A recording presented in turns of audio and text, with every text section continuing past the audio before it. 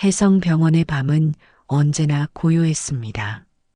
하지만 그 고요함은 평화가 아니었습니다. 오히려 숨죽인 불안에 가까웠지요. 병원 본관 12층 행정실 창문에서는 여전히 불빛이 새어나왔습니다.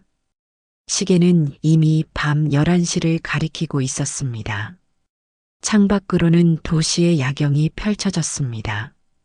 수많은 불빛들이 반짝였지요.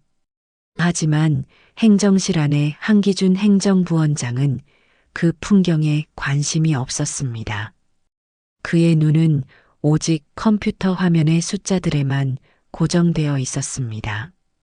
월별 수익 보고서였습니다. 그는 마우스를 클릭하며 입꼬리를 살짝 올렸습니다. 역시 예상대로군. 그의 목소리는 낮고 차가웠습니다. 만족스러운 표정이었지만 그 만족은 어딘가 공허해 보였습니다. 책상 위에는 서류 뭉치들이 쌓여 있었습니다. 인력 감축안, 물품 예산 삭감 계획서, 납품업체 재계약서 같은 제목들이 눈에 띄었습니다. 한기준은 50대 중반의 남성이었습니다. 키는 평균이었고 체격은 다소 비대한 편이었습니다. 회색빛 양복을 즐겨 입었고 언제나 금태 안경을 썼습니다. 그의 얼굴에는 주름이 깊게 패여 있었습니다. 특히 미간과 입가의 주름이 두드러졌지요. 마치 평생 인상을 쓰며 살아온 사람처럼 보였습니다. 해성병원은 이 지역에서 가장 큰 국립대학병원이었습니다. 1200병상 규모였고 직원만 2000명이 넘었습니다. 40여 년의 역사를 자랑하는 곳이었지요. 한때는 공공의료의 상징이었습니다. 지역 주민들의 신뢰가 두터웠고 의료진들의 자부심도 대단했습니다. 하지만 그것은 이제 과거의 이야기였습니다. 3개월 전 병원은 거대한 지진을 겪었습니다. 전임 병원장이 갑작스럽게 사임했던 것입니다. 표면적인 이유는 건강 악화였습니다. 하지만 병원 내부에서는 다른 소문이 돌았습니다. 연구비 부정 사용 의혹이었습니다. 정확한 진실은 누구도 알 수 없었습니다.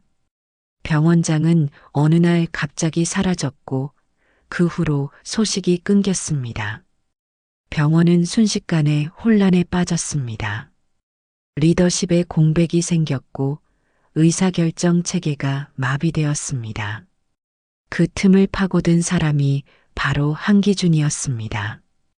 그는 20년 넘게 병원 행정을 맡아온 베테랑이었습니다.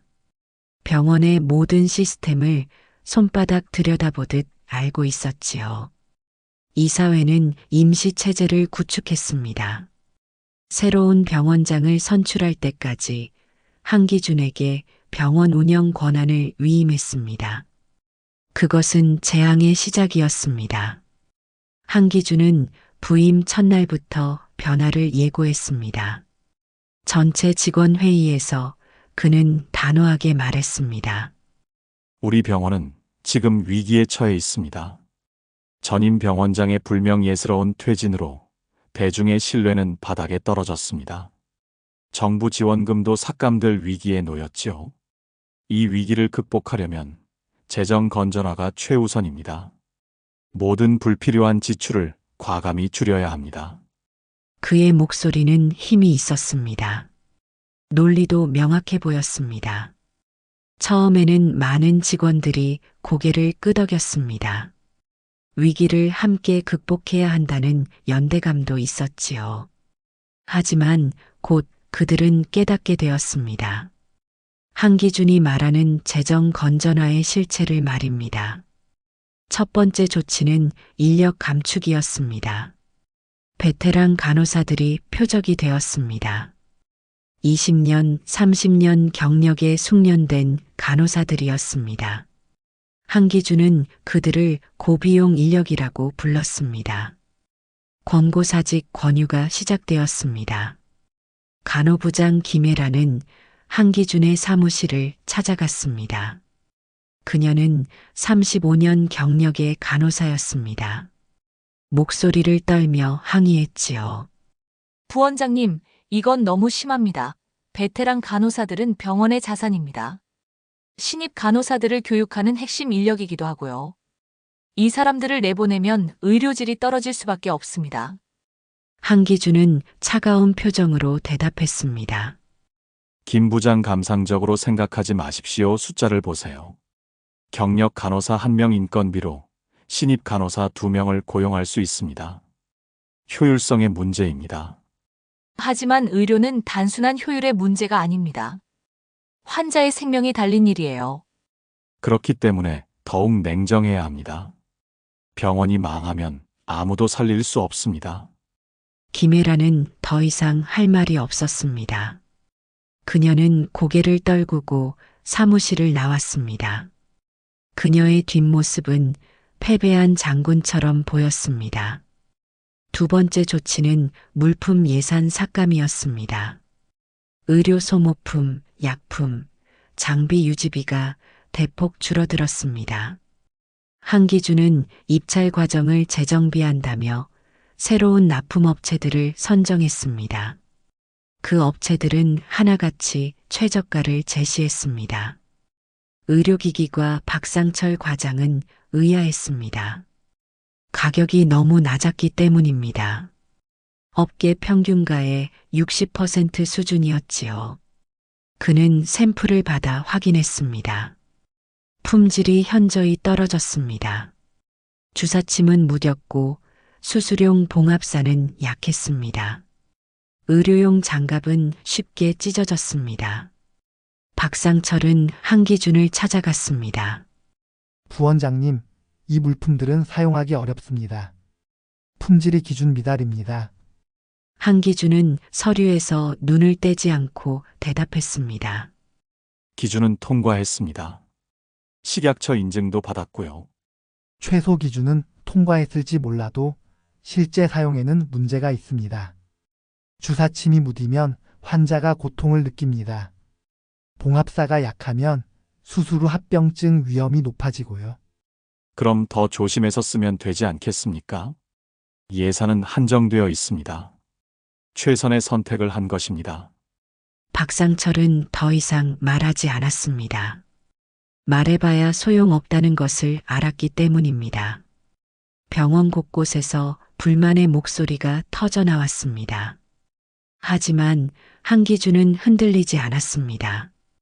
오히려 그는 불만을 제기하는 직원들을 압박했습니다.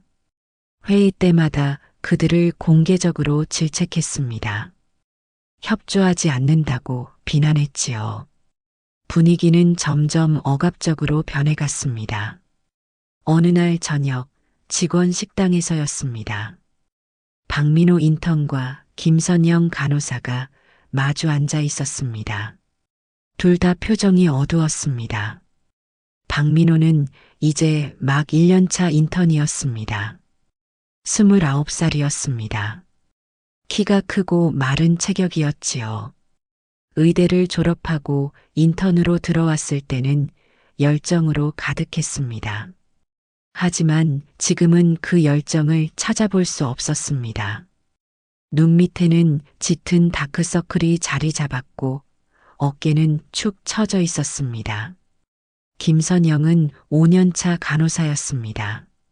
31살이었습니다. 중환자실 근무였지요. 환자를 돌보는 일에 보람을 느꼈던 사람이었습니다. 하지만 요즘은 매일이 고통이었습니다.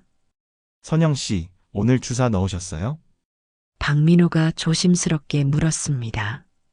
응, 넣긴 했는데 김선영의 목소리가 떨렸습니다. 환자분이 너무 아파하셨어요. 주사침이 무뎌서 한 번에 안 들어갔거든요. 2번이나 찔러야 했어요. 환자분 표정을 볼 수가 없더라고요. 내가 고문이라도 하는 것 같았어요. 그녀의 눈에 눈물이 맺혔습니다. 박민호는 위로의 말을 찾지 못했습니다. 자신도 비슷한 경험이 있었기 때문입니다. 저도 어제 봉합하다가 실이 끊어졌어요. 수술 중에요. 교수님께 엄청 혼났죠. 근데 제 잘못이 아니잖아요. 실 자체가 약한 건데. 맞아요. 우리 잘못이 아니에요. 근데 왜 우리가 죄책감을 느껴야 하죠? 김선영이 목소리를 높였습니다. 주변의 몇몇 직원들이 그들을 쳐다봤습니다. 하지만 곧 시선을 돌렸습니다. 모두가 비슷한 감정을 느끼고 있었지만 누구도 크게 말하지 못했습니다. 선배들 말로는 박민호가 목소리를 낮췄습니다. 한 부원장이 납품업체랑 뭔가 있대요. 리베이트를 받는다는 소문이. 나도 들었어요. 근데 증거가 없잖아요. 누가 확인할 수 있어요? 둘은 한동안 침묵했습니다. 식당의 형광등 불빛이 유난히 차갑게 느껴졌습니다. 한기준의 사무실에서는 다른 풍경이 펼쳐지고 있었습니다. 그는 납품업체 대표 이정훈과 마주 앉아 있었습니다. 테이블 위에는 고급 양주병이 놓여 있었습니다. 이번 분기 계약건 수고하셨습니다. 이정훈이 웃으며 말했습니다. 그는 40대 초반으로 날카로운 인상이었습니다. 당연한 일 아닙니까? 서로 윈윈하는 거죠. 한기준이 잔을 들어 올렸습니다. 약속대로 처리해드렸습니다. 확인해 보세요. 이정훈이 서류 봉투를 건넸습니다. 한기준은 봉투를 열어 내용물을 확인했습니다. 현금이었습니다. 그는 만족스러운 표정을 지었습니다. 다음 분기에도 잘 부탁드립니다. 물량을 더 늘릴 수 있을 겁니다. 믿고 맡겨주십시오. 품질도 적당히 유지하겠습니다. 너무 나쁘면 티가 나니까요. 둘은 소리내어 웃었습니다. 그 웃음소리는 병원의 고통과는 너무나 대조적이었습니다. 시간이 흐를수록 병원의 상황은 악화되었습니다. 인력 부족은 심각해졌습니다. 간호사 한 명이 담당하는 환자 수가 늘어났습니다. 과거에는 간호사 한 명당 환자 5명이었습니다. 이제는 10명을 넘었습니다. 중환자실은 더 심각했습니다. 의사들도 마찬가지였습니다. 당직 빈도가 높아졌습니다. 박민호 같은 인턴은 일주일에 4번씩 당직을 섰습니다. 연속 근무 시간이 40시간을 넘는 일이 잦았습니다. 그는 서 있는 채로 졸았습니다. 차트를 쓰다가 정신을 잃을 뻔한 적도 있었습니다. 응급실은 전쟁터였습니다. 환자는 넘쳐났지만 인력은 부족했습니다. 대기 시간이 길어졌고 환자 보호자들의 항의가 쏟아졌습니다. 의료진들은 매일 욕설과 협박에 시달렸습니다. 그들은 환자에게 미안했고 동시에 분노했습니다. 하지만 그 분노를 표출할 곳은 없었습니다. 한기준은 이 모든 상황을 알고 있었습니다. 하지만 그는 개의치 않았습니다. 그에게 중요한 것은 오직 하나였습니다. 재정 수지를 맞추는 것이었습니다. 아니, 정확히는 자신의 주머니를 채우는 것이었지요. 매달 열리는 운영회의에서 그는 늘 같은 말을 반복했습니다. 우리는 위기를 극복하고 있습니다. 수익은 개선되고 있습니다. 조금만 더 힘을 내주십시오. 희생 없이는 아무것도 얻을 수 없습니다. 하지만 그가 말하는 우리는 실상 나였습니다.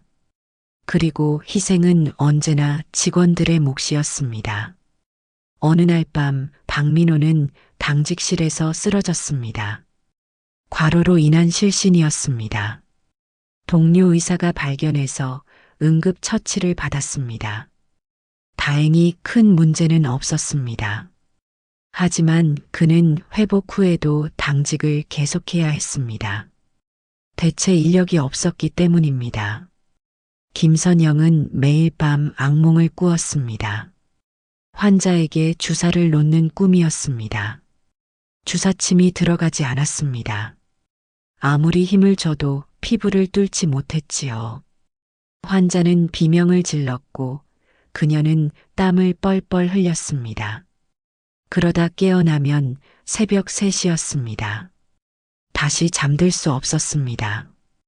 병원의 분위기는 날로 침울해졌습니다. 복도를 걷는 직원들의 표정은 하나같이 어두웠습니다. 웃음소리는 사라졌고 대화는 최소한으로 줄었습니다. 모두가 자신의 일에만 집중했습니다. 아니, 집중하는 척했습니다. 실제로는 하루하루를 견디는 것뿐이었지요. 그러던 어느 날이었습니다. 보건복지부에서 공문 한 통이 도착했습니다. 제목은 공공신뢰회복단장 부임 안내였습니다. 한기준은 공문을 읽으며 코웃음을 쳤습니다. 이런 식으로 뭐가 바뀌겠어? 형식적인 조치일 뿐이야. 그는 공문을 책상 한쪽에 던져 놓았습니다. 관심조차 없다는 듯이 말입니다. 하지만 그는 곧 깨닫게 될 것입니다. 이 공문이 얼마나 큰 의미를 지니는지를 말입니다. 병원의 밤은 여전히 고요했습니다. 하지만 그 고요함 속에서 무언가가 움직이기 시작했습니다. 변화의 씨앗이 뿌려진 것입니다. 아직은 보이지 않았습니다. 하지만 머지않아 싹을 틔우게 될 것입니다. 한기준은 자신의 사무실에서 여전히 숫자를 들여다보고 있었습니다. 그는 승리자처럼 느꼈습니다. 하지만 그것은 착각이었습니다. 그의 제국은 곧 무너질 것이었습니다. 병원 어딘가에서는 차유정이 조용히 걸음을 옮기고 있었습니다. 평범한 복장이었습니다. 아무도 그녀를 알아보지 못했습니다. 그녀는 병원의 모든 것을 관찰했습니다. 직원 식당의 부실한 식단, 복도에 쌓인 고장난 장비들, 지친 의료진들의 표정까지 말입니다. 그녀의 눈빛은 차분했습니다. 하지만 그 안에는 단호함이 담겨 있었습니다. 그녀는 메모를 했습니다. 하나하나 기록했지요. 증거를 모으고 있었습니다. 폭풍 전야였습니다. 혜성병원은 곧 거대한 변화를 맞이하게 될 것입니다. 그 변화의 중심에는 차유정이 있었습니다. 하지만 그것을 아는 사람은 아무도 없었습니다. 밤은 깊어갔습니다. 병원의 불빛들은 하나둘 꺼져갔습니다. 하지만 한기준의 사무실 불빛만은 여전히 밝았습니다. 그는 자신의 승리를 확신하고 있었습니다. 그러나 역사는 언제나 교만한 자들을 심판해 왔습니다. 한기준도 예외는 아닐 것입니다. 그의 몰락은 이미 예정되어 있었습니다. 다만 그 시간이 아직 오지 않았을 뿐이었습니다. 박민호는 복도를 비틀거리며 걸었습니다. 48시간째 깨어 있었습니다. 눈꺼풀이 무거웠고 시야가 흐릿했습니다. 하지만 멈출 수 없었습니다. 환자들이 기다리고 있었으니까요. 박 선생님 괜찮으세요? 지나가던 약사 정미경이 걱정스러운 눈으로 물었습니다. 네, 괜찮습니다. 박민호는 억지로 미소를 지었습니다. 하지만 그의 얼굴은 창백했습니다.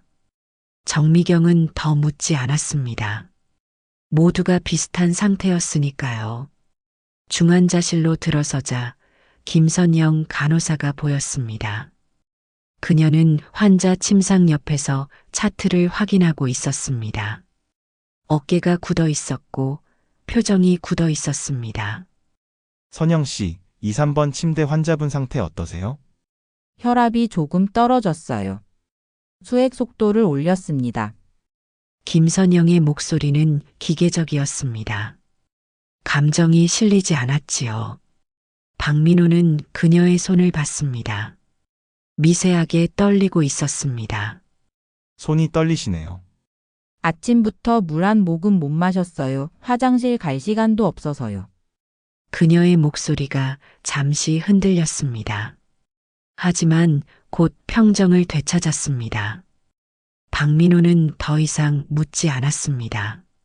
무슨 말을 해야 할지 몰랐습니다. 중환자실에는 12명의 환자가 있었습니다.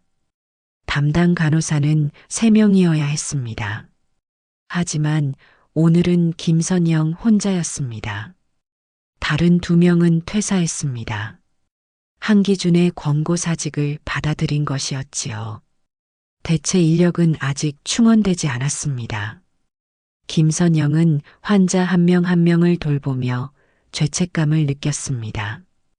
제대로 된 케어를 해줄 수 없었기 때문입니다. 활력 징후 체크는 겨우겨우 했습니다. 하지만 환자와 대화할 시간은 없었습니다. 불안해하는 환자를 안심시켜줄 여유도 없었지요. 간호사님, 제 남편 상태가 어때요? 의사 선생님은 언제 오시나요? 환자 보호자가 다가왔습니다. 60대 여성이었습니다. 눈이 충혈되어 있었습니다.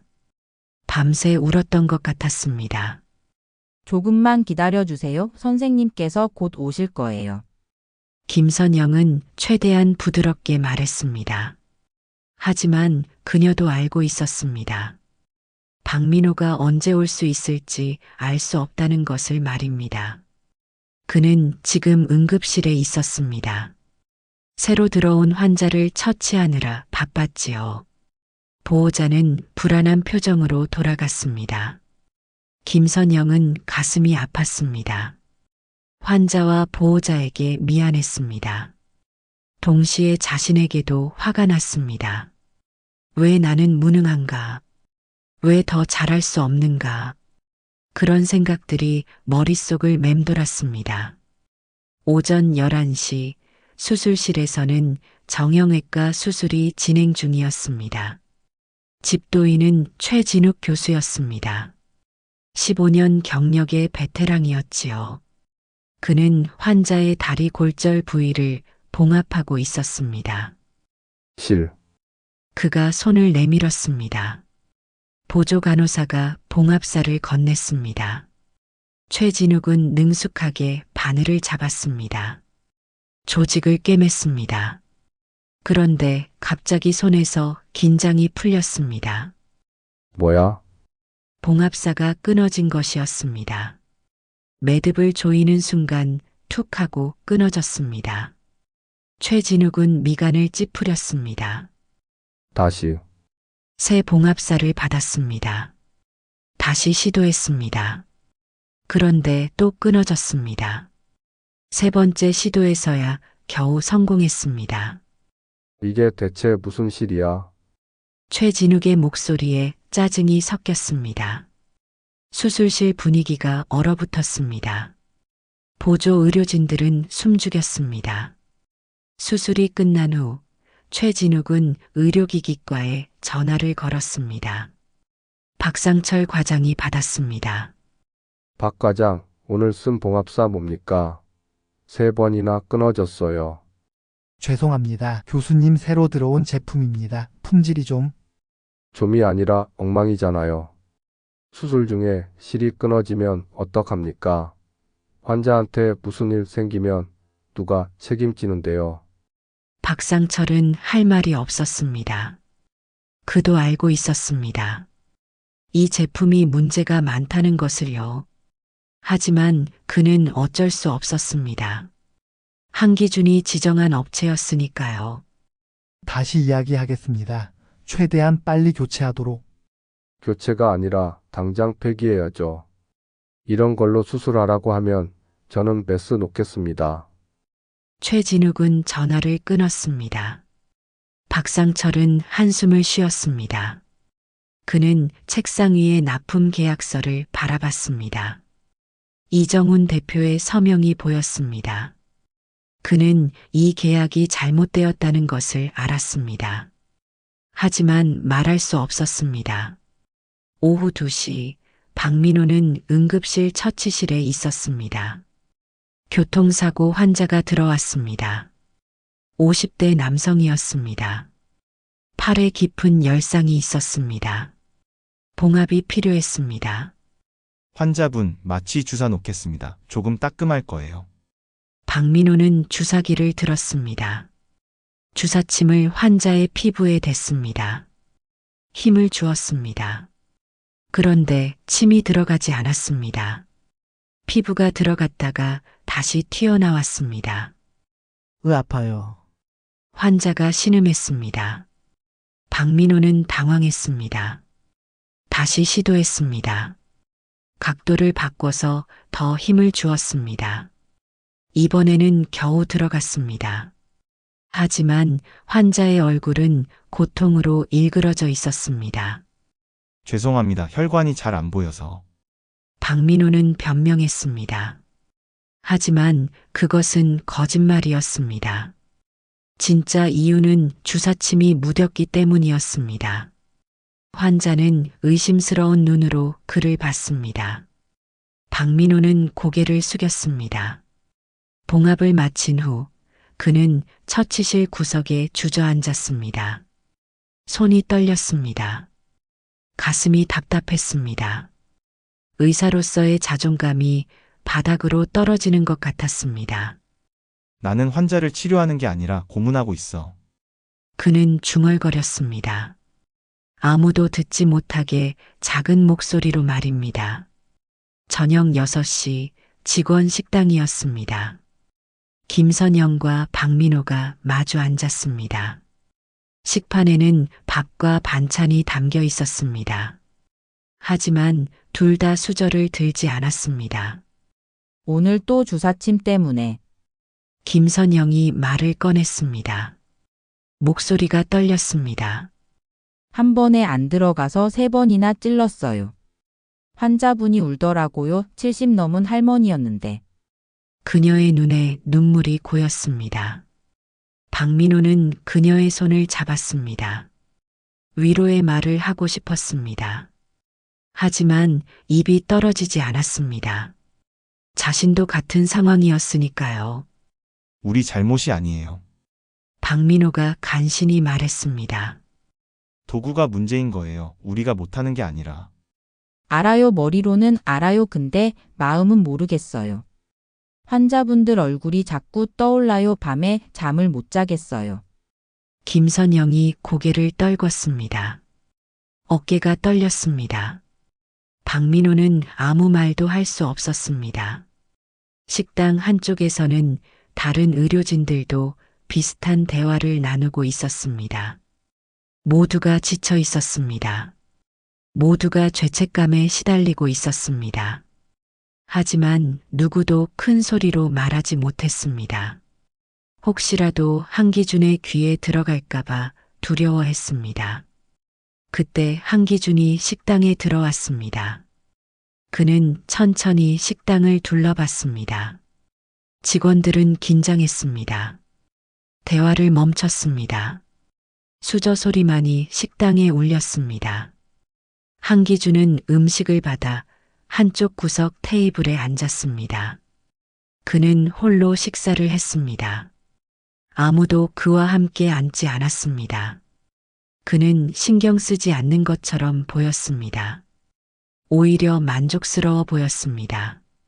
직원들이 자신을 두려워한다는 것을 즐기는 것 같았습니다. 식사를 마친 한기준은 자리에서 일어났습니다. 나가면서 박민호와 눈이 마주쳤습니다. 박민호는 고개를 숙였습니다. 한기준은 빙긋 웃으며 지나갔습니다. 그 웃음에는 경멸이 담겨 있었습니다. 밤 10시 박민호는 당직실에 있었습니다. 침대에 누웠지만 잠이 오지 않았습니다. 천장을 바라보며 생각에 잠겼습니다. 이게 내가 꿈꾸던 의사의 삶인가? 그는 의대에 입학했을 때를 떠올렸습니다. 19살이었습니다. 환자를 치료하는 의사가 되고 싶었습니다. 생명을 살리는 일을 하고 싶었지요. 그것이 그의 꿈이었습니다. 하지만 지금은 달랐습니다. 매일 환자에게 미안했고 매일 자신이 부끄러웠습니다. 제대로 된 치료를 해줄 수 없었습니다. 시스템이 그것을 허락하지 않았습니다. 그만둘까? 그런 생각이 들었습니다. 하지만 곧 고개를 저었습니다. 그만두면 뭐가 달라지나. 다른 인턴이 와서 같은 고통을 겪을 것입니다. 문제는 해결되지 않습니다. 그럼 어떻게 해야 하지? 답을 찾을 수 없었습니다. 박민호는 눈을 감았습니다. 그리고 억지로 잠을 청했습니다. 같은 시각 김선영은 집에 있었습니다. 원룸이었습니다. 좁고 어두웠지요. 그녀는 침대에 앉아 휴대폰을 보고 있었습니다. 간호사 커뮤니티 게시판이었습니다. 글들이 올라와 있었습니다. 혜성병원 근무 환경 최악, 한기준 부원장 비리 의혹, 우리는 언제까지 참아야 하나. 비슷한 제목의 글들이었습니다. 댓글도 많았습니다. 모두가 분노하고 있었습니다. 하지만 실제 행동으로 옮기는 사람은 없었습니다. 모두가 익명으로 글을 쓸 뿐이었습니다. 김선영도 마찬가지였습니다. 그녀는 댓글을 쓰려다가 지웠습니다. 무슨 말을 해야 할지 몰랐습니다. 휴대폰을 내려놓고 창밖을 봤습니다. 도시의 불빛이 반짝였습니다. 수많은 사람들이 저 안에서 살아가고 있었습니다. 그들 중 누군가는 혜성병원의 환자일 것입니다. 그들은 알까요? 자신들을 돌보는 의료진이 얼마나 고통받고 있는지를요. 누군가 나서줬으면 좋겠어. 김선영은 중얼거렸습니다. 그리고 곧 자조적으로 웃었습니다. 그 누군가가 왜 자신이 아니어야 하는지 생각했습니다. 하지만 답을 찾을 수 없었습니다. 그녀는 그저 두려웠습니다. 다음 날 아침 병원은 새로운 소식으로 떠들썩했습니다. 공지가 붙었던 것입니다. 공공 실내 회복단장 부임 안내였습니다. 차유정이라는 이름이 적혀 있었습니다. 의료개혁 전문가라고 했습니다. 직원들은 희망과 의심을 동시에 느꼈습니다. 정말 뭔가 바뀔까? 글쎄 형식적인 거 아닐까? 그래도 혹시 모르잖아. 희망을 가져보자. 복도에서 직원들이 속삭였습니다. 박민호와 김선영도 공지문을 봤습니다. 차유정 이름도 처음 들어봐요. 김선영이 말했습니다. 인터넷에 검색해 볼까요? 박민호가 휴대폰을 꺼냈습니다. 검색 결과가 나왔습니다. 차유정은 의료행정 분야에서 유명한 사람이었습니다. 여러 병원의 부패를 척결한 경력이 있었습니다. 하지만 동시에 논란도 많았습니다. 과격하다는 평가도 있었지요. 대단한 사람인 것 같은데. 근데 한 부원장이 가만 있을까요? 쉽게 넘어갈 것 같지 않은데. 김선영의 말이 맞았습니다. 한기준은 차유정의 부임 소식을 듣고 비웃었습니다. 그는 행정실에서 부하 직원들에게 말했습니다. 여자 단장이라니 우습군. 이 병원이 어떻게 돌아가는지도 모를 거야. 몇 달 버티다가 쫓겨날 게 뻔해. 직원들은 애매하게 웃었습니다. 동조하는 척했지만 속으로는 다른 생각을 했습니다. 차유정이 정말 한기준을 무너뜨릴 수 있을까? 그것이 가능할까? 한기준은 자신만만했습니다. 그는 20년 넘게 이 병원에서 살아남았습니다. 수많은 병원장들이 왔다 갔습니다. 하지만 그는 항상 자리를 지켰습니다. 그가 가진 것은 권력이었고 정보였으며 연줄이었습니다. 외부에서 온 여자 하나가 뭘 할 수 있겠습니까? 오후 한기준은 납품업체 이정훈과 통화했습니다. 새로운 단장이 온대요. 조심해야 할까요? 이정훈이 걱정스럽게 물었습니다. 신경 쓸 필요 없어. 형식적인 자리야. 실권은 내가 가지고 있으니까. 그래도 혹시 모르잖아요. 감사라도 나오면. 감사? 웃기지 마. 우리 계약은 완벽해. 서류상 문제 없어. 걱정 말고 다음 납품 준비나 해. 한기준은 자신 있게 말했습니다. 이정훈은 안도했습니다. 둘은 다음 분기 계약에 대해 이야기를 나눴습니다. 그러는 사이 차유정은 이미 병원에 와 있었습니다. 공식 부임일은 이틀 후였습니다. 하지만 그녀는 미리 도착했습니다. 평범한 청소 직원 복장을 하고 병원을 돌아다녔습니다. 그녀는 복도를 청소하는 척하며 관찰했습니다. 수술실 앞에서 쓰레기를 버리는 척하며 의료진의 대화를 들었습니다. 직원 식당에서 배식을 도우며 음식의 질을 확인했습니다. 모든 것이 그녀의 눈에 들어왔습니다.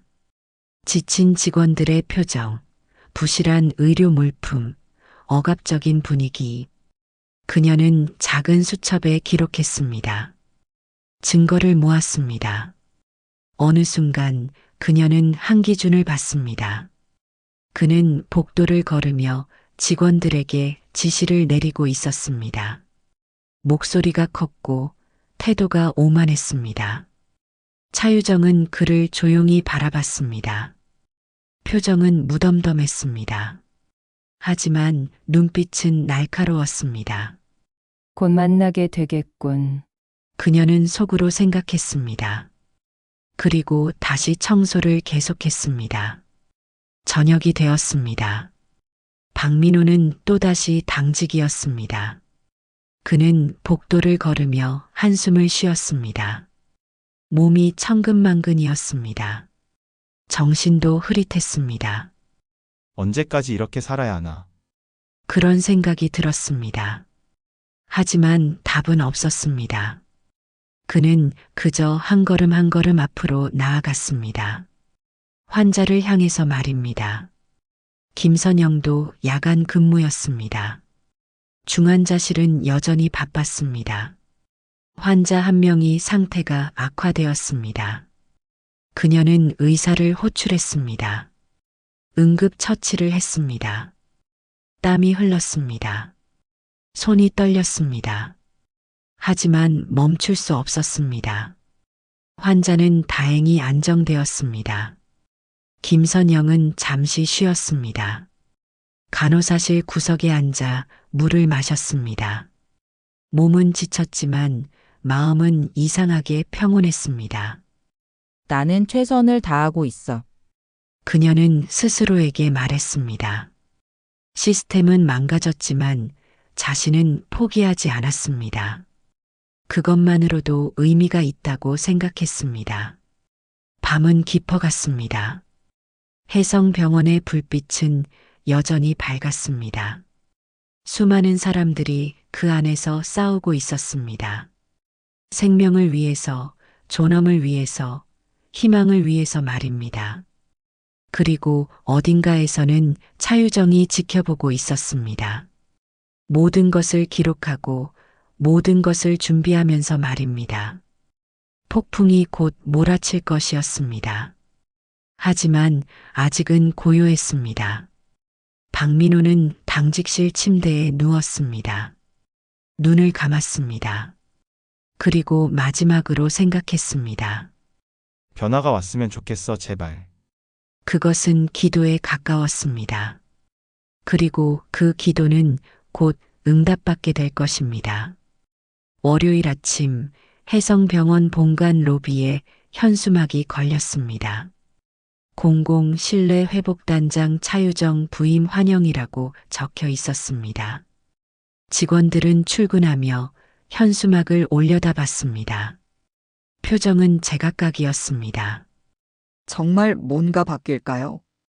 신입 간호사 이수진이 선배에게 물었습니다.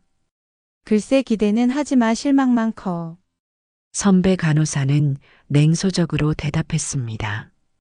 이미 여러 번 배신당한 사람의 목소리였습니다. 행정실에서는 한기준이 창밖을 내다보고 있었습니다. 로비에 현수막이 보였습니다. 그는 코웃음을 쳤습니다. 차유정 대단한 사람이라던데. 비서 송민지가 조심스럽게 말했습니다. 그녀는 35살로 한기준 밑에서 5년째 일하고 있었습니다. 뭐가 대단해. 여자가 이 병원을 어떻게 돌릴 수 있겠어. 의료 현장도 모를 텐데. 한기준은 무시하듯 말했습니다. 그래도 복지부에서 직접 보낸 사람이잖아요. 권한도 꽤 있다던데. 권한? 명목상일 뿐이야. 실제로는 내가 다 해야 해. 이 병원 시스템을 아는 사람은 나밖에 없으니까. 그는 자신만만했습니다. 송민지는 더 이상 말하지 않았습니다. 하지만 불안감은 지울 수 없었습니다. 오전 10시 대강당에서 부임식이 열렸습니다. 직원들이 모였습니다. 100여 명이 넘었습니다. 의사, 간호사, 행정직원, 기술직원들이 자리를 채웠습니다. 박민호와 김선영도 뒷줄에 앉아 있었습니다. 어떤 사람일까? 박민호가 속삭였습니다. 사진 봤어요? 아니요, 검색해도 사진이 거의 없더라고요. 신비주의인가 봐요. 무대 위로 한기준이 올라갔습니다. 마이크를 잡았습니다. 오늘 우리 병원에 새로운 분이 오셨습니다. 보건복지부에서 파견된 차유정 공공 신뢰회복단장입니다. 우리 병원의 위기를 함께 극복할 동료로서 환영합니다. 그의 말투는 형식적이었습니다. 진심이 담기지 않았지요. 직원들도 느낄 수 있었습니다. 무대 옆문이 열렸습니다. 한 여성이 걸어 나왔습니다. 차유정이었습니다. 직원들은 숨을 죽였습니다. 그녀는 생각보다 젊어 보였습니다. 30대 후반쯤으로 보였지요. 키는 평균이었고 체격은 날씬했습니다. 정장을 입었고 머리는 단정하게 묶었습니다.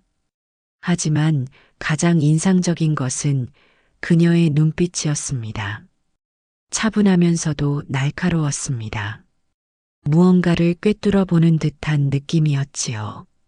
그녀는 천천히 연단으로 걸어갔습니다. 발걸음에 망설임이 없었습니다. 마이크 앞에 섰습니다. 잠시 침묵이 흘렀습니다.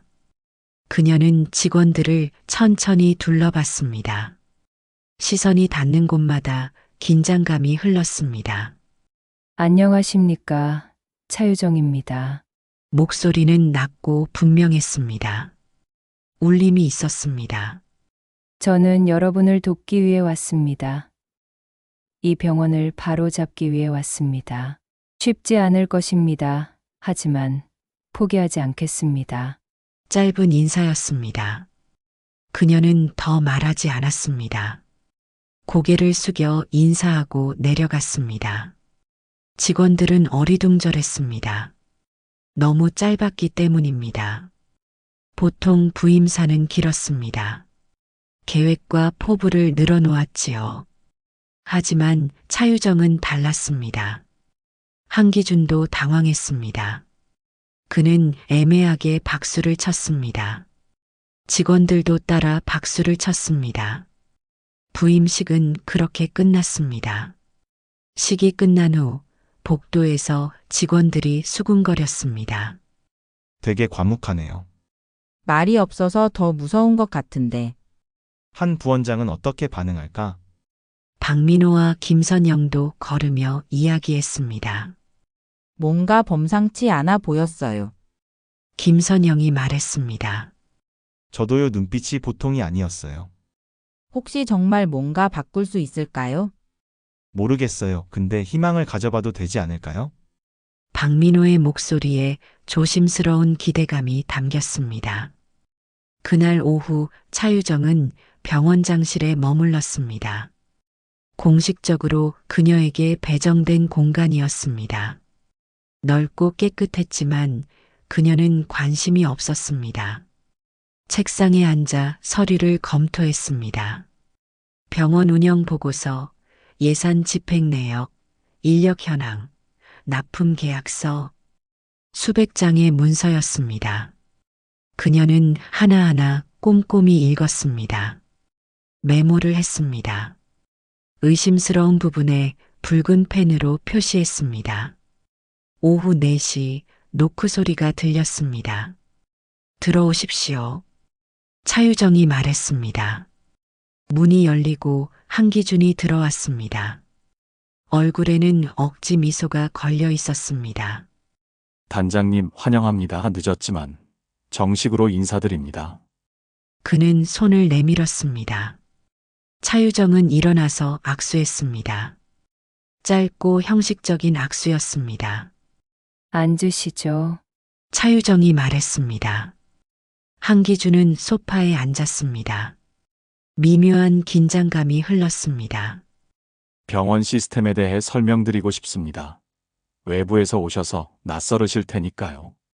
한기준이 말을 꺼냈습니다. 필요 없습니다. 차유정의 대답은 단호했습니다. 예. 하지만 저는 이미 파악했습니다. 서류도 검토했고 현장도 봤습니다. 현장을요? 언제? 한기준은 당황했습니다. 차유정은 그를 똑바로 봤습니다. 부원장님, 저는 형식적인 자리로 온 것이 아닙니다. 이 병원의 문제를 해결하러 왔습니다. 협조해 주시길 바랍니다. 당연하죠. 저야말로 협조하겠습니다. 한기준은 웃으며 대답했습니다. 하지만 눈은 웃지 않았습니다. 차유정도 알아챘습니다. 그럼 몇 가지 질문하겠습니다. 그녀는 서류 하나를 꺼냈습니다. 작년 대비 올해 의료, 소모품 예산이 40% 감소했습니다. 이유가 무엇입니까? 한기준은 잠시 멈칫했습니다. 하지만 곧 대답했습니다. 재정 상황이 어려워서입니다. 전임 병원장 사태 이후 정부 지원금이 삭감되었습니다. 어쩔 수 없는 선택이었습니다. 그런데 납품 단가는 시중가보다 낮습니다.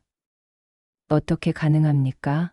경쟁 입찰을 통해 최저가를 받아냈습니다. 최저가가 항상 최선입니까? 차유정의 목소리가 날카로워졌습니다. 한기준은 불편한 표정을 지었습니다. 단장님, 저는 20년 넘게 이 일을 했습니다. 병원 재정이 얼마나 중요한지 압니다. 품질과 가격의 균형을 맞추는 것이 제 역할입니다. 균형이 맞지 않으면 어떻게 하십니까? 무슨 말씀이신지. 현장에서 불만이 많습니다. 주사침이 무디다. 봉합사가 약하다. 장갑이 찢어진다. 이런 보고를 들으셨습니까? 한기준은 잠시 침묵했습니다. 표정이 굳었습니다. 일부 직원들이 과민 반응하는 것입니다. 품질은 기준을 통과했습니다. 최소 기준과 적정 기준은 다릅니다. 차유정은 단호하게 말했습니다. 한기준은 더 이상 참지 못했습니다. 단장님, 실무를 모르시는 것 같습니다. 이론과 현실은 다릅니다. 병원을 운영하려면 타협이 필요합니다. 타협은 환자 안전과 하는 것이 아닙니다. 둘의 시선이 부딪혔습니다. 공기가 얼어붙었습니다. 한기준은 자리에서 일어났습니다. 더 이야기해봤자 평행선일 것 같습니다. 나중에 다시 뵙겠습니다. 그는 나가려다 문 앞에서 멈췄습니다. 뒤돌아보며 말했습니다. 한 가지만 말씀드리죠. 이 병원은 복잡합니다. 외부인이 쉽게 바꿀 수 있는 곳이 아닙니다. 보겠습니다. 차유정은 짧게 대답했습니다. 한기준은 문을 닫고 나갔습니다. 혼자 남은 차유정은 창밖을 봤습니다. 병원 마당이 보였습니다. 환자들이 산책하고 있었습니다. 그녀의 표정은 평온했습니다. 하지만 눈빛은 결연했습니다. 그날 저녁 한기준은 행정실로 돌아와 부하들을 모았습니다. 송민지를 비롯한 5명의 직원이었습니다. 차유정을 주시하십시오. 모든 행동을 보고하세요. 어떻게 대응하실 건가요? 송민지가 물었습니다. 일단 지켜봐야죠. 뭘 하려는지 파악해야 합니다. 그리고 한기준은 잠시 멈췄습니다. 필요하면 압박하겠습니다. 이 병원에서 누가 실권자인지 보여줘야 해요. 직원들은 불안한 표정으로 고개를 끄덕였습니다. 그날 밤 박민호는 응급실에서 환자를 보고 있었습니다. 갑자기 누군가 다가왔습니다. 청소 직원 복장을 한 사람이었습니다. 그는 잠깐 봤다가 다시 차트로 시선을 돌렸습니다. 선생님, 여성의 목소리였습니다. 박민호는 고개를 들었습니다. 청소 직원이 마스크를 내렸습니다. 차유정이었습니다. 단장님, 박민호는 놀라서 목소리를 낮췄습니다. 조용히 하십시오. 몇 가지 물어보고 싶습니다. 차유정은 구석으로 그를 이끌었습니다. 응급실 상황이 어떻습니까? 힘듭니다. 인력이 부족해서 환자 대기 시간이 깁니다. 소모품도 질이 낮아서 처치할 때마다 불안합니다. 박민호는 솔직하게 대답했습니다. 차유정은 고개를 끄덕였습니다. 구체적인 사례를 말씀해 주실 수 있습니까? 박민호는 망설였습니다. 하지만 그녀의 눈빛을 보고 결심했습니다. 어제 주사를 3번 찔렀습니다. 침이 묻어서요. 환자분이 울었습니다. 저도 울고 싶었습니다. 그의 목소리가 떨렸습니다. 차유정은 그의 어깨에 손을 올렸습니다. 선생님 잘못이 아닙니다. 시스템의 문제입니다. 제가 고치겠습니다. 정말 가능할까요? 해보겠습니다. 협조해 주십시오. 차유정은 다시 마스크를 썼습니다. 그리고 조용히 사라졌습니다. 박민호는 그 자리에 한동안 서 있었습니다. 가슴이 뛰었습니다. 희망 같은 것이 싹 트는 느낌이었습니다. 다음 날 차유정은 병원 곳곳을 돌아다녔습니다. 여전히 청소 직원 복장이었습니다. 중환자실, 수술실, 물품 창고, 심지어 쓰레기 처리장까지 가봤습니다. 중환자실에서는 김선영을 봤습니다. 그녀는 10명의 환자를 혼자 돌보고 있었습니다. 땀을 흘리며 뛰어다녔습니다. 차유정은 그녀의 모습을 오래 지켜봤습니다. 물품 창고에서는 재고를 확인했습니다. 저품질 소모품들이 가득했습니다. 주사침 한 박스를 열어봤습니다. 손으로 만져봤습니다. 침끝이 묻었습니다. 그녀는 사진을 찍었습니다. 쓰레기 처리장에서는 폐기된 의료 물품을 봤습니다. 멀쩡한 장비들도 섞여 있었습니다.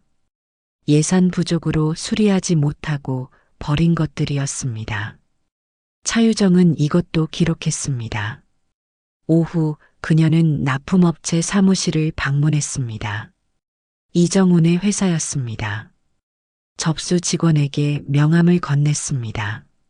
차유정입니다. 대표님과 약속이 있습니다. 예약이 없으신데요? 지금 만들어 주십시오. 혜성병원 00 실내 회복단장입니다. 접수 직원은 당황했습니다. 급히 전화를 걸었습니다. 잠시 후 이정훈이 나왔습니다. 그는 당황한 표정이었지만 억지로 웃었습니다. 어서 오십시오. 단장님, 무슨 일로? 계약 내역을 확인하고 싶습니다. 품질 기준과 단가, 산정 근거를 보여주십시오. 차유정은 직설적으로 말했습니다. 이정훈의 얼굴이 굳었습니다. 그건 회사 기밀입니다. 00 계약입니다. 투명하게 공개해야 합니다. 법적 근거가 있습니까? 만들겠습니다. 차유정은 단호하게 말하고 돌아섰습니다. 이정훈은 그녀의 뒷모습을 보며 식은땀을 흘렸습니다. 그날 저녁 이정훈은 한기준에게 전화했습니다. 부원장님, 큰일 났습니다. 차유정이 우리 회사까지 왔어요. 뭐? 한기준의 목소리가 높아졌습니다. 계약 내역을 보여달라고 했습니다. 법적 근거를 만들겠다고. 진정하십시오. 서류는 완벽합니다. 문제 없어요. 하지만 이 여자 범상치 않습니다. 뭔가 알고 있는 것 같아요. 한기준은 잠시 침묵했습니다. 불안감이 스멀스멀 올라왔습니다. 일단 지켜봅시다. 함부로 움직이지 마세요. 꼬투리 잡힙니다. 전화를 끄는 한기준은 창밖을 봤습니다. 밤하늘은 어두웠습니다. 그는 처음으로 두려움을 느꼈습니다. 같은 시각, 차유정은 병원장실에서 보고서를 작성하고 있었습니다. 지난 며칠간 수집한 증거들을 정리했습니다. 사진, 녹취, 증언, 서류, 퍼즐 조각들이 맞춰지고 있었습니다. 그녀는 휴대폰을 들었습니다. 복지부 담당자에게 전화를 걸었습니다. 저 차유정입니다. 예비보고 올립니다. 상황이 어떻습니까? 예상보다 심각합니다. 조직적 비리의 정황이 있습니다. 추가 조사가 필요합니다. 어떤 지원이 필요합니까? 감사팀 파견을 요청합니다. 그리고 차유정은 잠시 멈췄습니다. 전권 위임 공문을 준비해 주십시오. 곧 필요할 것 같습니다. 알겠습니다. 조심하십시오. 전화를 끄는 차유정은 창밖을 봤습니다. 병원 건물들이 보였습니다. 수많은 불빛이 반짝였습니다. 그 안에서 누군가는 고통받고 누군가는 희망하고 있었습니다. 조금만 기다리십시오. 그녀는 속으로 말했습니다. 곧 바뀔 것입니다. 밤은 깊어갔습니다. 혜성병원은 잠들지 않았습니다. 환자들은 치료받고 의료진은 일했습니다. 그리고 어딘가에서는 권력과 정의가 대치하고 있었습니다. 박민호는 당직실에서 차유정을 떠올렸습니다. 그녀의 말이 계속 생각났습니다. 시스템의 문제입니다. 제가 고치겠습니다. 믿어도 될까요? 그는 자신에게 물었습니다. 그리고 믿기로 했습니다. 더 이상 잃을 것이 없었으니까요. 김선영은 중환자실에서 환자를 돌봤습니다. 오늘도 힘든 하루였습니다. 하지만 이상하게 마음이 가벼웠습니다. 변화의 기운이 느껴졌습니다. 아직 보이지는 않았지만 분명히 다가오고 있었습니다. 한기준은 사무실에 혼자 남아 있었습니다. 서류들을 다시 확인했습니다. 빈틈이 없는지 점검했습니다. 하지만 불안감은 가시지 않았습니다. 차유정이라는 존재가 그를 압박했습니다. 폭풍이 몰려오고 있었습니다. 아직은 먼 곳에서였습니다. 하지만 곧 이곳에 도착할 것입니다. 그리고 모든 것을 휩쓸 것입니다. 혜성병원의 밤은 고요했습니다. 하지만 그 고요함 속에서 거대한 변화가 숨쉬고 있었습니다. 원래 회의가 열리는 날 아침, 혜성병원의 대강당은 평소보다 더 무거운 공기로 가득했습니다. 직원들은 삼삼오오 모여 앉았지만 아무도 큰 소리로 말하지 않았습니다. 누군가 한기준 행정부원장의 표적이 될지 모른다는 두려움이 모두를 짓눌렀습니다. 지난 몇 달간 이어진 폭언과 모욕은 이제 일상이 되어버렸습니다. 직원들은 회의 시간만 되면 고개를 숙인 채 시간이 빨리 지나가기만을 바랐습니다. 박민호 인턴은 대강당 뒷좌석 구석에 몸을 웅크리고 앉았습니다. 그의 얼굴은 창백했고 눈가에는 깊은 그늘이 드리워져 있었습니다. 사흘 전 그는 중환자실에서 연속 42시간 근무를 마쳤습니다. 인력 부족으로 교대조가 제대로 구성되지 않았고 그는 거의 쓰러질 지경이었습니다. 어젯밤에는 투약 기록을 정리하다가 한 건을 빠뜨렸습니다.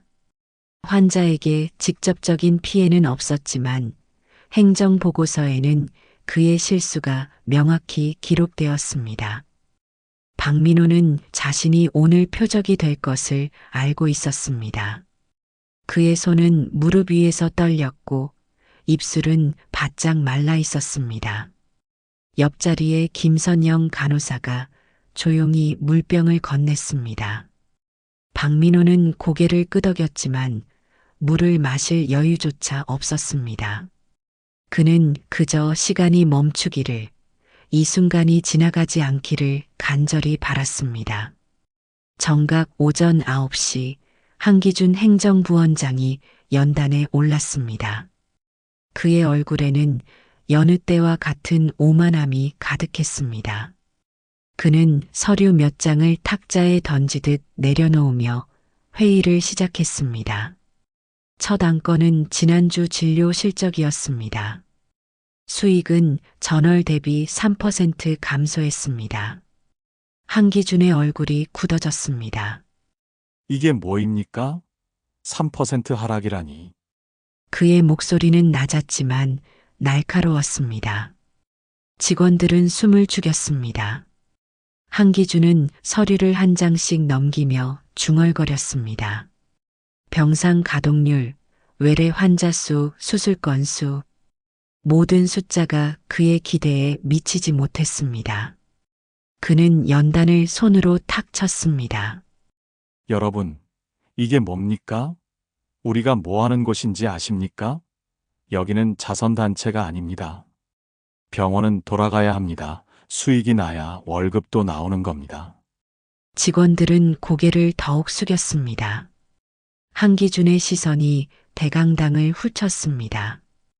그는 마치 사냥감을 찾는 맹수처럼 천천히 좌석을 스캔했습니다. 그리고 그의 눈이 뒷좌석 구석의 박민호 인턴에게 멈췄습니다. 한기준의 입가에 냉소가 번졌습니다. 박민호 인턴. 박민호의 심장이 멎는 것 같았습니다. 그는 천천히 고개를 들었습니다. 한기준은 서류 한 장을 들어 올리며 말을 이었습니다. 사흘 전 중환자실 투약 기록 누락건 내가 했지? 박민호는 입술을 떨며 대답했습니다. 죄송합니다. 제가 확인을 못했습니다. 한기준은 비웃음을 터뜨렸습니다. 확인을 못했다고요? 인턴이 확인을 못하면 환자는 누가 책임집니까? 내가 의사 면허 따러 의대 간 게 환자들 개돼지 취급하려고 간 겁니까? 대강당이 순간 얼어붙었습니다. 박민호의 얼굴은 새하얗게 질렸습니다. 김선영 간호사는 주먹을 불끈 쥐었지만 아무 말도 할 수 없었습니다. 한기준은 연단을 내려와 박민호 쪽으로 걸어갔습니다. 그의 발걸음 하나하나가 마치 처형을 향한 행진처럼 느껴졌습니다. 내가 얼마나 고되게 일했는지는 나도 압니다. 하지만 그게 변명이 됩니까? 환자 안전은 어떻게 하고요? 내 실수 하나가 병원 전체를 위기로 몰아넣는 겁니다. 알겠습니까? 박민호는 대답하지 못했습니다. 그의 입술은 파르르 떨렸고 눈가에는 눈물이 맺혔습니다. 한기준은 더욱 가까이 다가가 박민호의 어깨를 손으로 탁 쳤습니다. 대답 못합니까? 내가 뭐가 되고 싶은 겁니까? 의사요? 아니면 환자 죽이는 기계요? 바로 그 순간이었습니다. 대강당 뒤편 구석 좌석에서 한 사람이 천천히 일어났습니다. 평범한 검은색 정장을 입은 여성이었습니다. 그녀는 조용히 통로를 따라 앞으로 걸어왔습니다. 그녀의 발걸음은 침착했지만 그 안에는 확고한 의지가 담겨 있었습니다. 차유정은 한기준을 똑바로 바라보았습니다. 행정부원장님, 제가 지난 사흘간 이 병원을 돌아다니며 관찰한 것들이 있습니다. 한기준은 비웃음을 지었습니다. 관찰이라니요? 뭘 관찰했습니까? 차유정은 차분하게 말을 이었습니다. 직원 식당의 부실한 식단, 수술실의 저품질 의료, 소모품, 병동에서 48시간 연속 근무 중인 간호사, 그리고 지금 이 자리에서 벌어진 일입니다. 한기준의 얼굴이 붉어졌습니다. 그게 무슨 상관입니까? 병원 운영은 제가 책임지고 있습니다. 당신은 그저 감시하러 온 사람 아닙니까? 차유정은 고개를 저었습니다. 아닙니다. 저는 감시하러 온 것이 아닙니다. 그녀는 천천히 가방에서 서류 한 장을 꺼냈습니다. 그것은 보건복지부 장관 직인이 찍힌 공식 문서였습니다. 차유정은 서류를 한기준 앞에 내밀었습니다. 이것은 보건복지부에서 발급한 병원 운영 전권 대행 권한 위임서입니다. 오늘부터 혜성병원의 모든 행정 및 의료 운영 권한은 저에게 있습니다. 한기준의 눈이 커졌습니다. 뭐라고요? 차유정은 서류를 연단 위에 올려놓았습니다. 동시에 대강당 뒤편에서 보건복지부 직원 2명이 나타나 병원 운영 정권 대행이라고 쓰인 현수막을 펼쳤습니다. 대강당의 모든 직원들이 숨을 죽인 채 그 광경을 바라보았습니다. 한기준은 서류를 집어들고 읽기 시작했습니다. 그의 손은 떨렸고 얼굴은 점점 창백해졌습니다. 서류에는 명확히 적혀 있었습니다. 혜성병원의 전임 병원장 사임 이후 발생한 비리 의혹에 대해 보건복지부가 직접 개입하며 차유정 단장에게 병원 운영 정권을 위임한다는 내용이었습니다. 한기준은 서류를 내던지며 소리쳤습니다. 이건 말도 안 돼. 당신이 무슨 권한으로? 차유정은 한 걸음 더 다가갔습니다. 한기준 행정부원장, 당신이 지난 6개월간 이 병원에서 저지른 행위들에 대해 말씀드리겠습니다. 그녀는 또 다른 서류를 꺼냈습니다. 그것은 한기준의 비리 목록이었습니다. 차유정은 차분하지만 단호한 목소리로 읽어내려갔습니다. 첫째, 의료 소모품 납품 과정에서 저품질 제품을 고의로 선정하고 납품업체로부터 리베이트를 수령한 건입니다. 한기준의 얼굴이 일그러졌습니다. 둘째, 필수 의료 인력 예산을 삭감하고 그 차액을 개인 비자금으로 조성한 건입니다. 직원들 사이에서 웅성거림이 커졌습니다.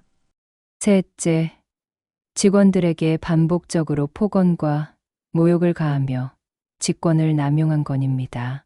차유정은 서류를 내려놓고 한기준을 똑바로 바라보았습니다. 이 모든 증거는 이미 확보되었습니다. 회계 기록, 납품 계약서, 직원 증언, 그리고 제가 직접 수집한 현장 자료까지 있습니다. 한기준은 뒷걸음질 쳤습니다. 증거? 무슨 증거? 당신이 무슨 권한으로 조사를 한 겁니까? 차유정은 차분하게 대답했습니다. 보건복지부 특별조사건입니다. 그리고 이 병원 회계팀의 양심 있는 직원 한 분이 모든 자료를 제공해 주셨습니다. 한기준의 눈빛이 흔들렸습니다. 그는 대강당을 둘러보며 소리쳤습니다. 누구야? 누가 그런 짓을 한 거야? 차유정은 고개를 저었습니다. 그것은 중요하지 않습니다. 중요한 것은 당신이 이 병원과 직원들, 그리고 환자들에게 저지른 행위입니다. 차유정은 연단으로 걸어가 마이크를 잡았습니다. 한기준 행정부원장, 보건복지부 공공신뢰회복단장 차유정의 이름으로 당신의 행정부원장 직권을 즉시 정지합니다. 대강당이 순간 정적에 휩싸였습니다. 한기준은 믿을 수 없다는 표정으로 차유정을 바라보았습니다. 차유정은 말을 이었습니다. 당신이 방금 모욕한 것은 한 명의 인턴이 아닙니다. 당신이 짓밟은 것은 이 병원의 의료윤리이며 모든 의료인의 전문인으로서의 존엄입니다. 한기준은 입술을 떨며 반박하려 했습니다. 나는 병원을 살리려고. 차유정은 단호하게 말을 끊었습니다. 병원을 살린다는 명목으로 환자 안전을 팔아넘긴 겁니까? 직원들의 존엄을 짓밟은 겁니까? 한기준은 더 이상 대답하지 못했습니다. 차유정은 보건복지부 직원들을 향해 손짓했습니다. 그들은 즉시 대강당 밖으로 나가 대기 중이던 경찰을 불러들였습니다. 2명의 경찰관이 대강당 안으로 들어왔습니다. 한기준은 뒷걸음질치며 소리쳤습니다. 이건 부당합니다. 나는 잘못한 게 없습니다. 경찰관 한 명이 차분하게 말했습니다. 한기준 씨, 횡령 및 직권 남용 혐의로 조사를 받으셔야 합니다. 함께 가시겠습니까? 한기준은 주저앉았습니다. 그의 얼굴은 완전히 창백해졌고 눈빛은 공허했습니다. 그는 마지막으로 차유정을 바라보며 중얼거렸습니다. 이게 아닌데. 나는 병원을 위해서. 차유정은 고개를 저었습니다. 당신은 병원을 위한 게 아니었습니다. 당신 자신을 위했을 뿐입니다. 경찰관들이 한기준을 부축해 일으켰습니다. 한기준은 비틀거리며 대강당을 빠져나갔습니다. 대강당의 직원들은 그 모습을 말없이 지켜보았습니다. 누군가는 안도의 한숨을 쉬었고 누군가는 눈물을 흘렸습니다. 한기준이 나간 뒤 대강당은 다시 정적에 휩싸였습니다. 차유정은 연단에 서서 직원들을 천천히 둘러보았습니다. 그녀의 눈빛은 여전히 차분했지만 그 안에는 깊은 연민과 결의가 담겨 있었습니다.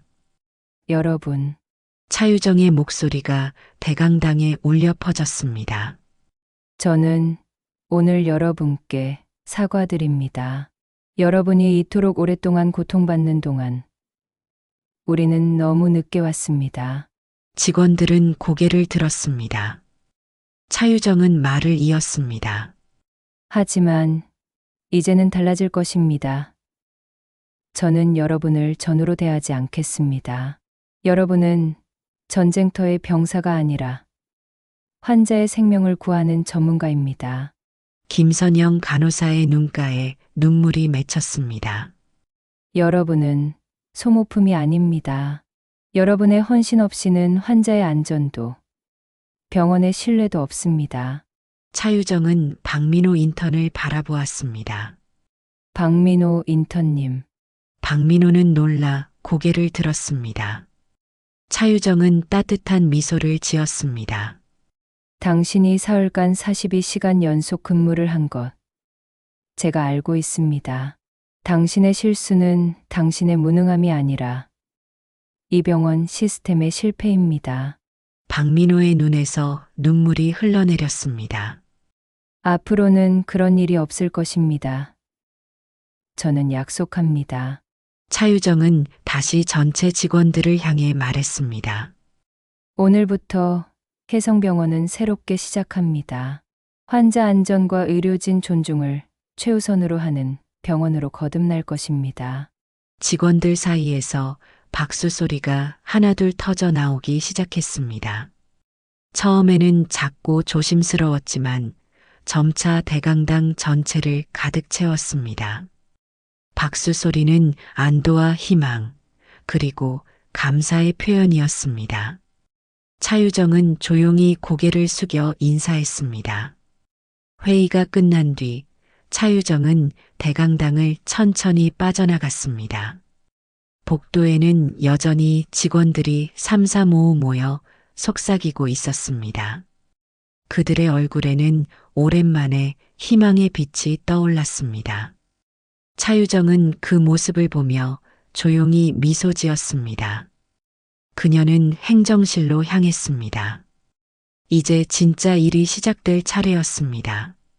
비리를 밝히는 것은 시작에 불과했습니다. 진짜 중요한 것은 이 병원을 다시 세우는 것이었습니다. 환자를 위한 병원, 의료진을 존중하는 병원, 신뢰를 회복한 병원. 차유정은 행정실 문을 열고 들어갔습니다. 책상 위에는 이미 산더미 같은 서류가 쌓여 있었습니다.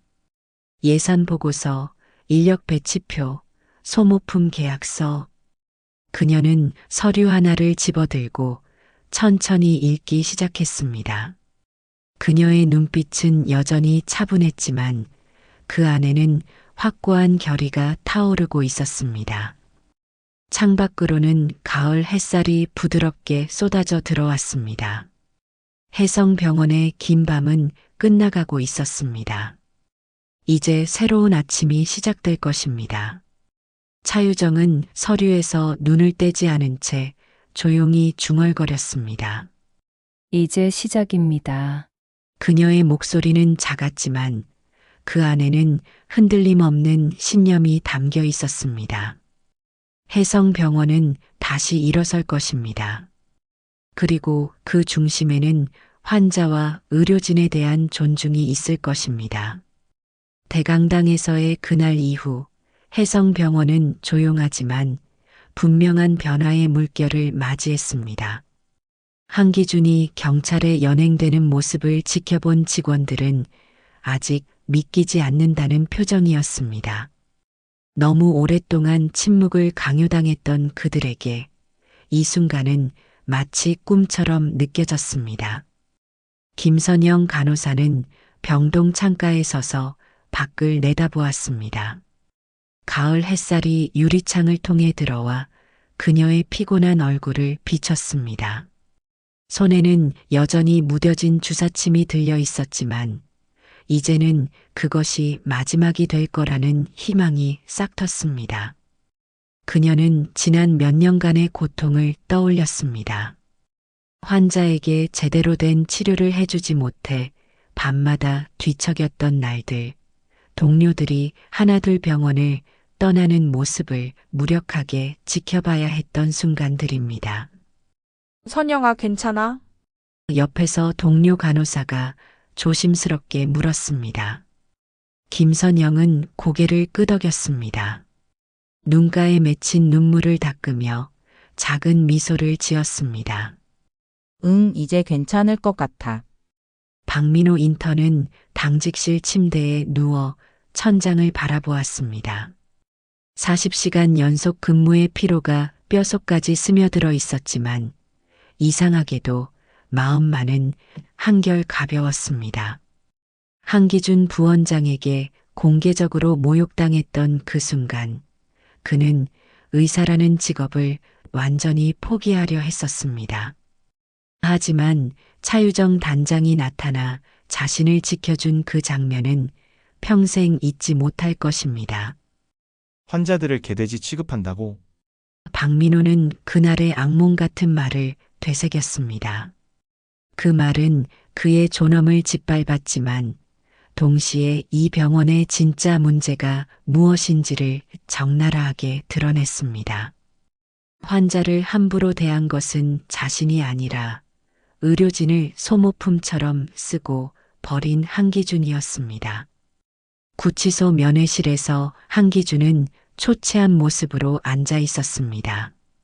불과 일주일 전만 해도 병원 전체를 소나기에 쥐고 있던 그였지만 이제는 수갑을 찬 용의자일 뿐입니다. 그의 변호사는 고개를 저으며 말했습니다. 증거가 너무 확실합니다. 정상 참작의 여지도 거의 없고요. 한기준은 처음으로 자신이 쌓아 올린 권력의 성이 얼마나 허약한 기반 위에 세워졌는지 깨달았습니다.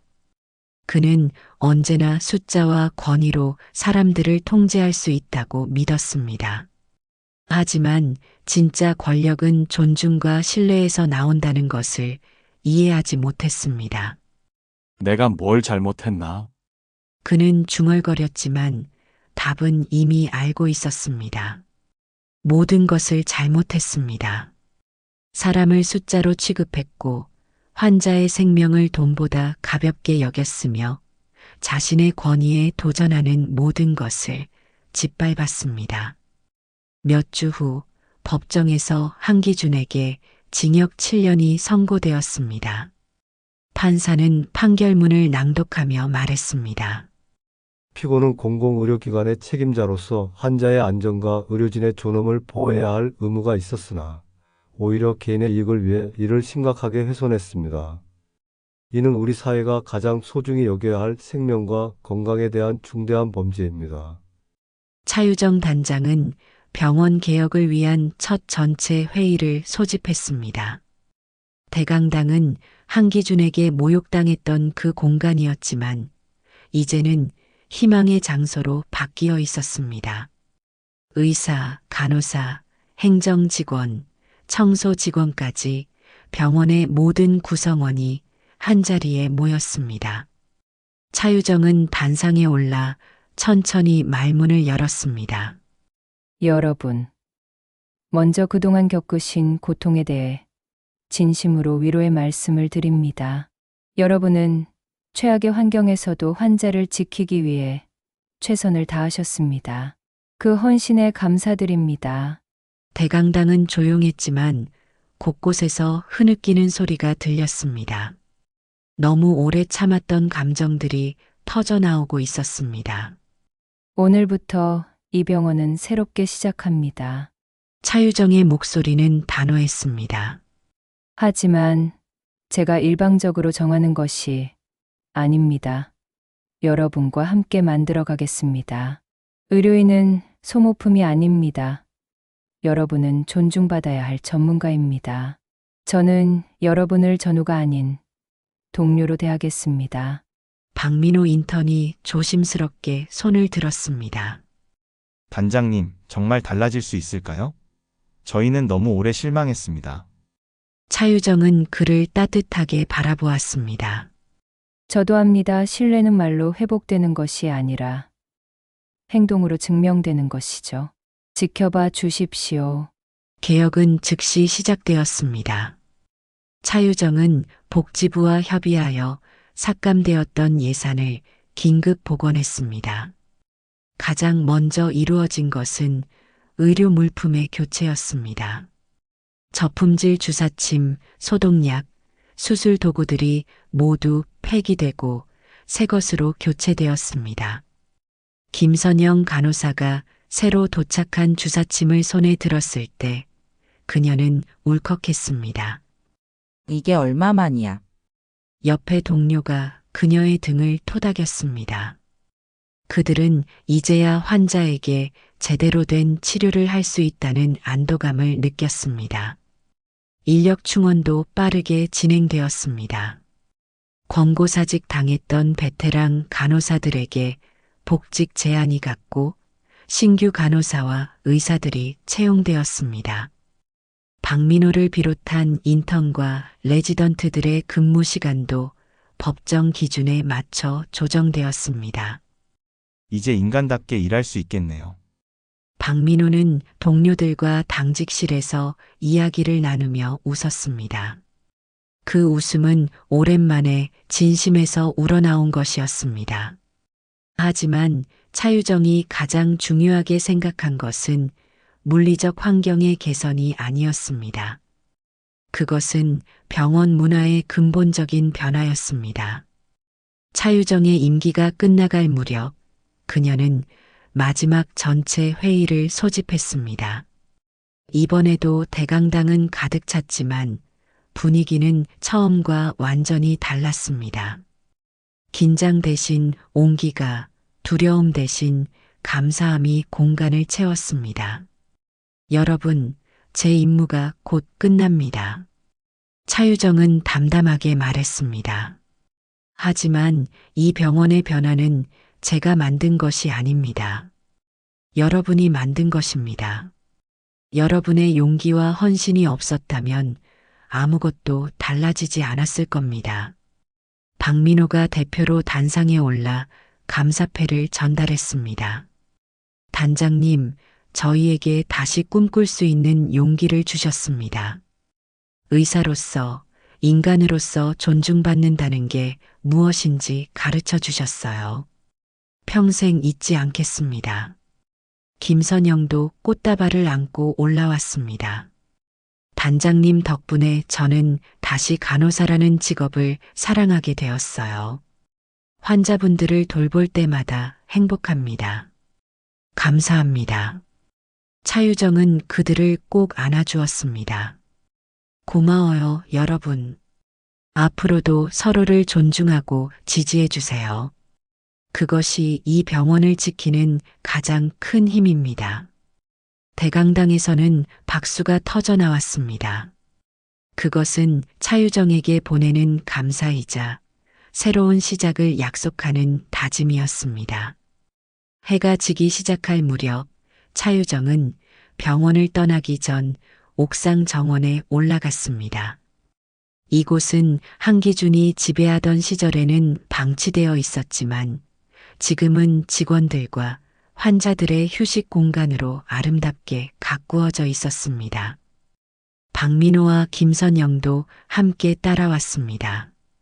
세 사람은 난간에 기대어 저녁 노을을 바라보았습니다. 사람들은 종종 물어요. 어떻게 그런 상황에서 버텼냐고. 김선영이 말했습니다. 저는 이렇게 대답해요. 포기하지 않았기 때문이라고. 그리고 우리 편이 나타나 줄 거라는 희망을 놓지 않았기 때문이라고. 박민호도 덧붙였습니다. 저는 후배들에게 말해요. 힘들 때일수록 자신의 가치를 잊지 말라고. 우리는 숫자가 아니라 사람이고 단순한 일꾼이 아니라 전문가라고. 차유정은 그들을 바라보며 미소 지었습니다. 여러분은 정말 대단해요. 가장 어두운 순간에도 빛을 잃지 않았으니까요. 단장님, 한 가지만 물어봐도 될까요? 박민호가 조심스럽게 말했습니다. 그럼요. 혹시 그날 대강당에서 단장님도 무서우셨나요? 한기준 부원장은 정말 무서운 사람이었거든요. 무섭지 않았다면 거짓말이에요. 하지만 더 무서운 건 침묵이었어요. 누군가 나서지 않으면 이 고통이 계속될 거라는 사실이 더 무서웠죠. 김선영이 눈물을 글썽였습니다. 그래서 나서주신 거군요. 저희를 위해서. 아니에요. 제가 아니었어도 누군가는 나섰을 거예요. 진실은 언젠가 드러나게 되어 있으니까요. 차유정이 병원 정문을 나설 때 예상치 못한 광경이 펼쳐졌습니다. 수십 명의 직원들이 줄지어 서서 그녀를 배웅하고 있었습니다. 누가 먼저랄 것도 없이 박수가 터져 나왔습니다. 단장님, 다음에 또 와주세요. 누군가 소리쳤습니다. 차유정은 천천히 고개를 숙여 인사했습니다. 여러분이 만드신 병원을 자랑스럽게 생각합니다. 계속 이렇게 서로를 지켜주세요. 박민호가 앞으로 나와 마지막 인사를 건넸습니다. 단장님, 저는 이제 알아요. 진짜 리더는 권위로 사람을 누르는 게 아니라 존중으로 사람을 일으켜 세우는 거라는 걸요. 그걸 몸소 보여주셔서 감사합니다. 김선영도 차유정의 손을 꼭 잡았습니다. 단장님, 저희는 잊지 않을 거예요. 우리가 얼마나 소중한 존재인지, 환자를 지키는 일이 얼마나 숭고한 일인지, 단장님이 일깨워 주신 그 마음을요. 차유정의 눈가에 촉촉한 기운이 맺혔습니다. 여러분이야말로 제게 많은 걸 가르쳐 주셨어요. 어떤 상황에서도 포기하지 않는 의료인의 정신을요. 저도 잊지 않겠습니다. 그녀는 마지막으로 병원 건물을 돌아보았습니다. 석양빛에 물든 혜성병원은 평화롭고 든든해 보였습니다. 이제 이곳은 더 이상 두려움의 공간이 아니었습니다. 치유의 공간이자 희망의 공간이었습니다. 차유정이 걸음을 옮기려는 순간 이진수 과장이 급히 달려왔습니다. 단장님, 이걸 드리고 싶어서요. 그는 조그만 액자를 건넸습니다. 거기에는 전 직원이 함께 찍은 사진과 함께 이런 글귀가 새겨져 있었습니다. 존중은 최고의 치유입니다. 차유정 단장님, 영원히 감사합니다. 차유정은 액자를 가슴에 꼭 안았습니다. 정말 고마워요. 이게 제 인생 최고의 선물이 될 것 같네요. 차유정이 떠난 후에도 혜성병원의 이야기는 계속되었습니다. 그것은 더 이상 한 사람의 이야기가 아니라 모두의 이야기였습니다. 박민호는 후배들과 함께 응급실을 돌며 말합니다. 이 병원의 역사는 단 한 사람의 용기에서 시작되었어요. 하지만 지금 우리의 역사는 매일 우리가 만드는 거예요. 기억하세요. 존중은 최고의 치유입니다. 병원 한켠에는 여전히 차유정 단장이 남긴 액자가 놓여 있습니다. 그리고 혜성병원은 오늘도 내일도 존중과 희망을 이어가며 사람들을 치유합니다. 이야기 재밌게 보셨나요? 여러분의 의견을 댓글로 남겨주세요. 시청해 주셔서 감사드리고 오늘도 좋은 하루 보내세요.